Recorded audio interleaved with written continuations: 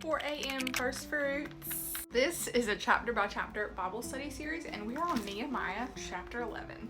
Last chapter we talked about first fruits. We talked about this renewed covenant that God's people are making to God. They are settling nicely in Jerusalem. The wall has been built.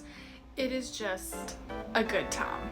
Chapter 11. Now the leaders of the people stayed in Jerusalem, and the rest of the people cast lots for 1 out of 10 to come and live in Jerusalem, the holy city. Holy city. While the other 9/10 remained in their towns, the people blessed all the men who volunteered to live in Jerusalem. Casting lots was a common biblical practice. They did that to discern God's will, even in the most mundane tasks. I mean, it's similar to pulling straws or rolling the dice. It was to ensure fairness, and they trusted God enough that they just knew that whatever the lot landed on, whatever the dice landed on, whatever the stick they pulled was God's will. This is reflecting some really deep trust. A trust in God's providence that He even cares in the simplest things. And the people who volunteered to live in Jerusalem, they had to pick up from their familiar towns, familiar homes, and move, which we all know moving is hard. It's nice to see in verse 2 where it says the people blessed all the men who volunteered to live there. The next bulk of this chapter is listing out all who are settling in Jerusalem. It's organized by tribe and role.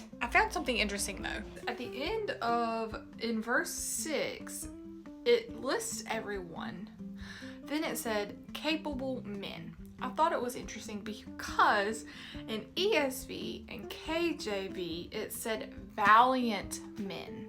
It's one thing to call someone capable, but it's another thing to call someone valiant. And then skipping down to verse 14, and their relatives, capable men.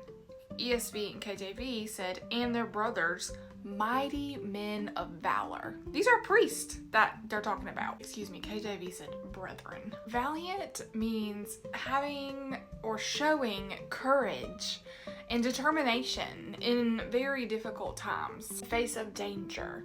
It very much reminded me of how we are facing spiritual warfare every single day. We're facing that spiritual danger every single day. And some of us are even facing other dangers. Spiritually brave and spiritually determined.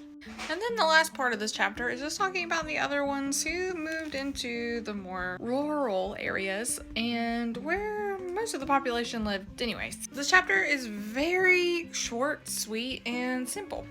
Thank you for watching this 4 a.m. and I'll see you in the next 4 a.m. when we cover Nehemiah chapter 12.